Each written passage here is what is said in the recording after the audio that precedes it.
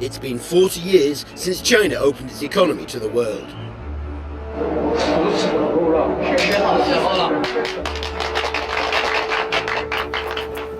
And now, China is building the project of the century.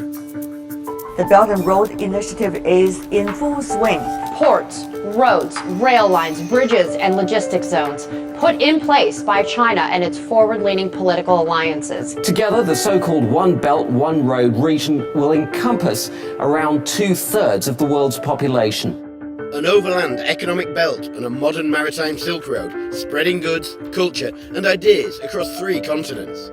The Belt and Road Initiative is the $1 trillion China dream.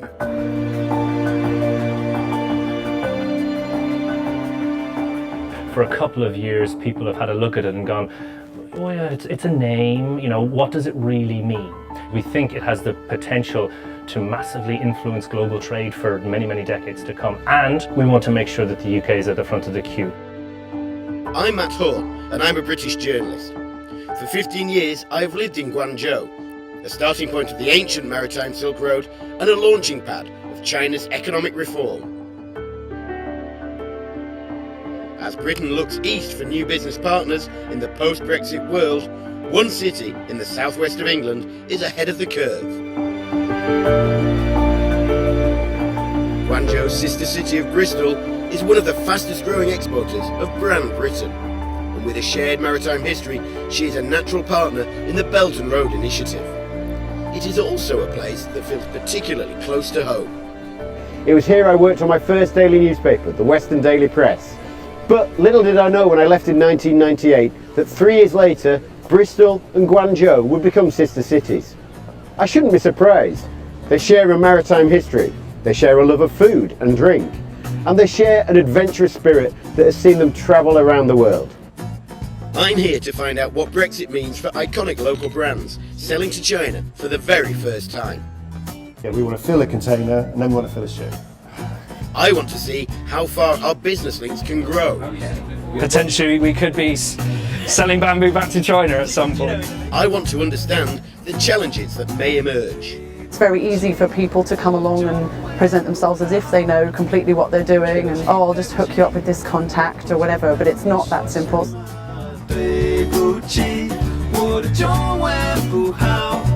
And I'm meeting the people who are helping to bring the best of China and Britain together. Hello, 你好吗？你的英文好好听，你是美国人。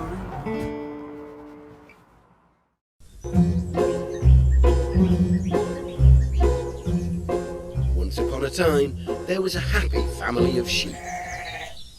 The enterprising little one decided to take a day off, but ended up leading his pals and the farmer into all sorts of trouble. Sound familiar?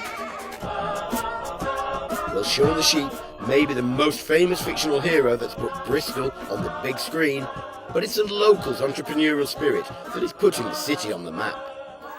By the 13th century, Bristol had become one of the busiest and wealthiest ports in England. Remember these pictures of Bristol full of activity. More than 800 years later, the trading wizards of Bristol are taking on another lucrative adventure, the world's fastest growing consumer market, China. And much like its sister city Guangzhou, Bristol's got the taste and the talent for the finest food and beverages. The phrase eating Guangzhou is famous across China. But here in Bristol, Guangzhou's sister city in the UK, food and drink is equally important. I'm here at Bristol and Guangzhou, producers of a premium craft gin that is currently on its way to China with the first ever export delivery after a successful trade mission. So Bristol and Guangzhou was started by my parents on their fruit farm in Devon nearly 30 years ago. Okay. My sister and I took the business over from them in 2007 and moved it up to here in Bristol. We launched 6 O'Clock Gin in 2010, haven't looked back. Why 6 o'clock? It's called 6 o'clock. It's a time of day that is tradition in our family to have a G&T, and it chimes with a lot of people around the world. The English will wait till 6. John Betjeman, in the Subaltern's poem, he wrote, one of the lines was, and cool the veranda that welcomes us in to the 6 o'clock news and a lime juice and gin. Oh, very nice. But it might be 10 o'clock in the morning. We can have one. But it is 6 o'clock in Guangzhou. Well, here's to good G&T. Well, let's have a Cheers. taste. There. Smooth, naturally flavoured and kept in the iconic Bristol blue bottle with a glass stopper. This 43-degree liquor delight is made to the highest standard using this specially designed copper still named Kathleen. Kathleen, which is our current still, is just over 5 years old. Kathleen? My grandmother. Okay. Well, she liked gin and it, which Yeah. is gin with a bit of bitters. Yeah. It's a London-style gin, although it's distilled here in Bristol. London is a method of making gin of the highest quality. You have to make it with grain spirit, you have to distill it in one pass, you can't add any flavours or sweeteners afterwards. It is the best that gin can be.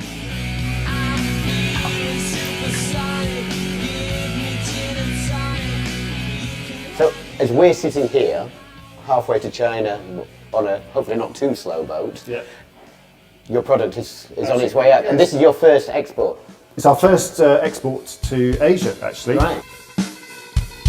We do about 100,000 bottles a year. Our first container to China contains about 1,500 bottles of gin. I presume you see that growing Of course, yes. Yeah, we want to fill a container and then we want to fill a ship.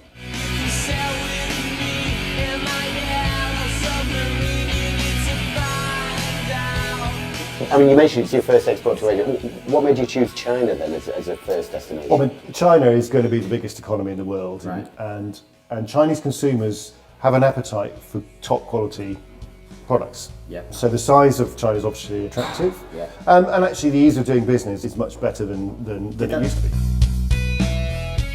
We're looking at links between the UK and China in the Brexit area. Yes. Do you think that China is going to become an increasingly important destination? I think that China will become increasingly important irrespective of Right. Brexit. Brexit is just going to add confusion and delay and uncertainty into our business environment. My perception is that Britain is part of Europe, and because it's got that European stamp of approval, the CE mark, it meets all the European regulations, they're safe. My concern would be that our standards could be lower if and when we leave.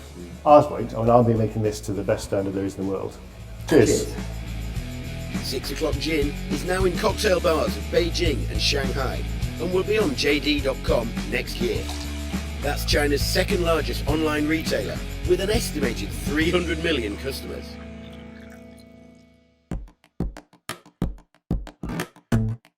I'm heading down to Bristol city centre to meet Johnny Smith, the China market specialist who helped Bramley engage on their first China venture. China market specialist. Good to be here. Johnny studied international relations at the prestigious Peking University. Now, he advises businesses in the southwest of England how to tackle the Chinese market. And you work for Business West? That's right, yeah. How do you see your role? So my role is primarily about helping companies from the southwest export to China. What we offer companies through the funding that we've got is up to 12 days worth of free of charge market entry consultancy. So could be market research, could be contacts, could be anything really. What are the business sectors here in the southwest that you think can succeed in China? Yeah, we took a group of food and drink companies out recently, and that's a sector that we do really well in this region. We've got a lot of advanced manufacturing. So for example, the area around Bristol is the UK's largest aerospace cluster. Yeah. Other services, for example, education, environmental services, the healthcare companies as well, quite strong in this area. How attractive a destination is China for businesses here? Oh, massively. I mean, it's almost certainly going to be the world's biggest economy with booming middle class consumers and demands in pretty much every sector. So I think there's a lot of interest and companies that are looking to that market as a future destination. As more British companies look for a way into China, Chinese firms are finding themselves in need of an image revamp as they become more global. One company is uniquely placed to break down the barriers and bring the best of both sides together. I've come to the historic Bristol Cathedral to meet husband and wife team Dennis and Willow Hu.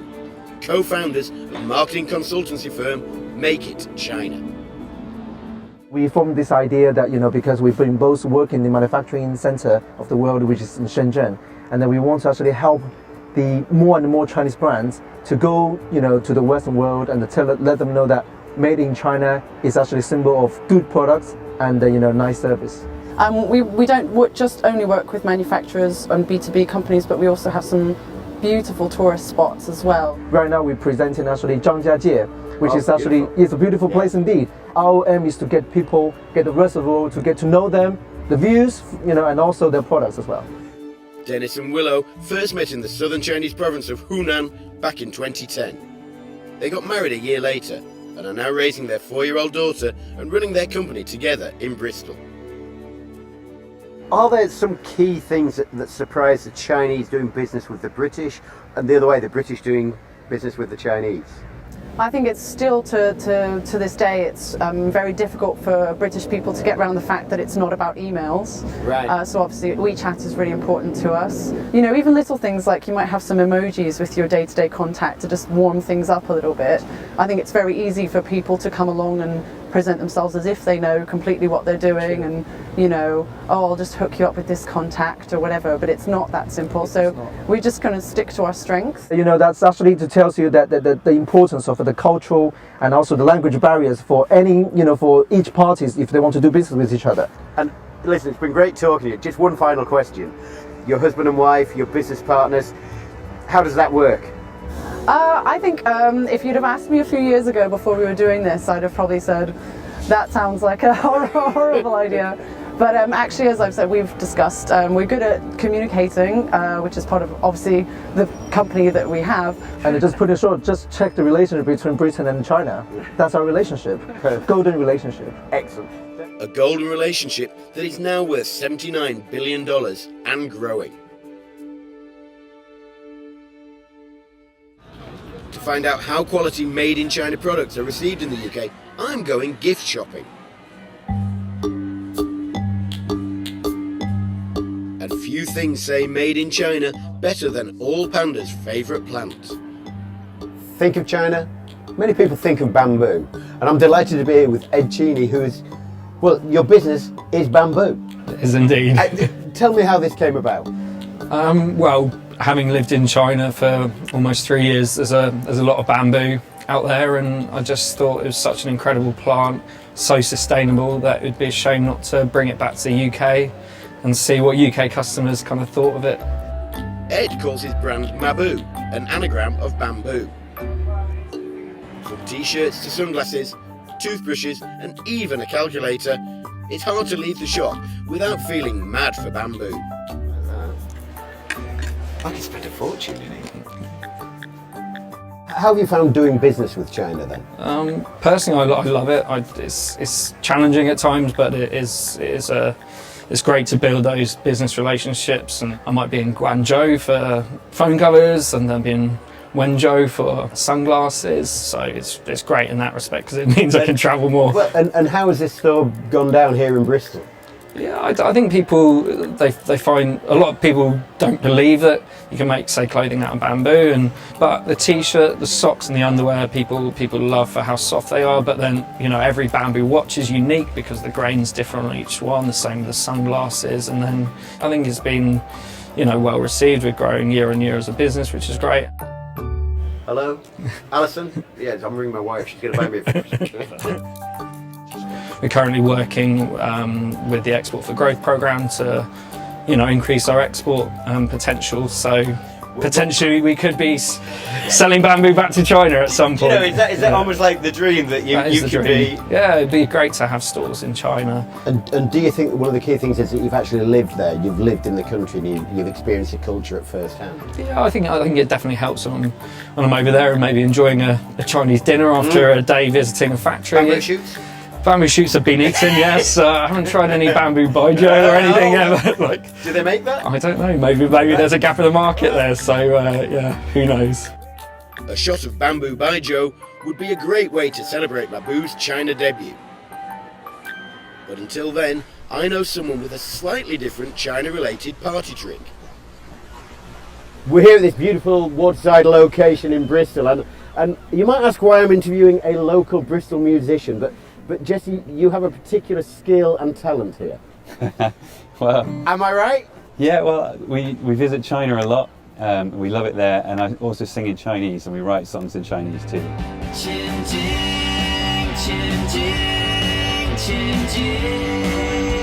Jesse is the singer and guitarist of British rock band Transition.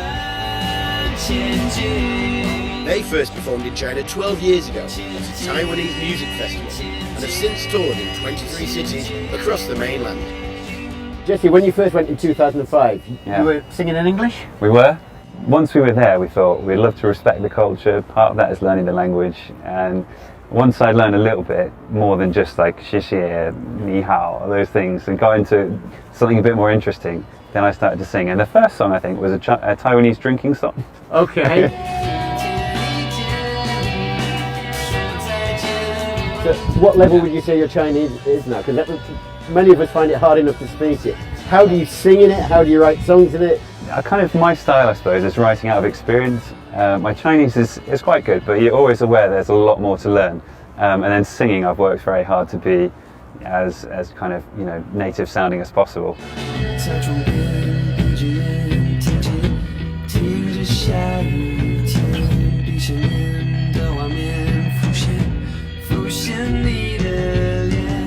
You're back in Bristol now. Yes. Who are your audience here then? We've very much got kind of two audiences. So our songs have been taken and learnt by Chinese learners all around the world. Okay. So we'll get emails from people who in literally almost every country, say Russia, South America, people who are learning Chinese find our songs easy. So some of let's say the first songs I wrote, they're just fun, they're just sharing about my experiences, getting the tones wrong.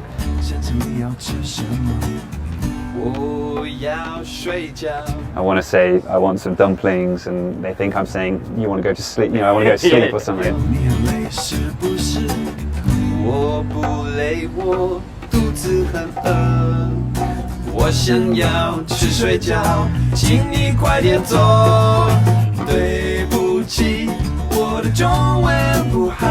And so it's taking these experiences, not taking myself too seriously, and enjoying the language.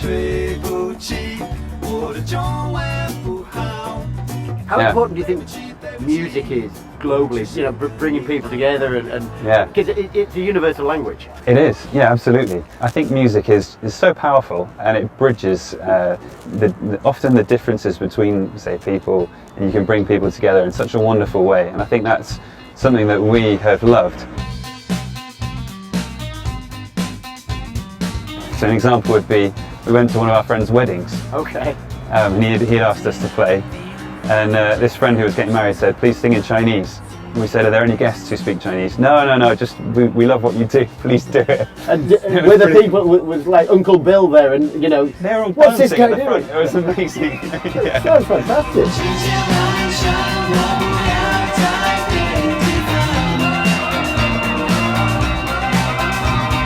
You know, there's a big Chinese student population here. Do they come along? Well, we've played at quite a few Chinese New Year events. Okay. And so you get, say, a few hundred people from China who are in Bristol. And that's a great time to be able to play as well, because you bring something of say, home for them. It's a time when they're normally with their families, they're abroad, and it can be quite a lonely time maybe. But we come along, and if at one of these gatherings we could sing in Chinese, sing some songs that they, you know, remind them of home, it's really nice, yeah.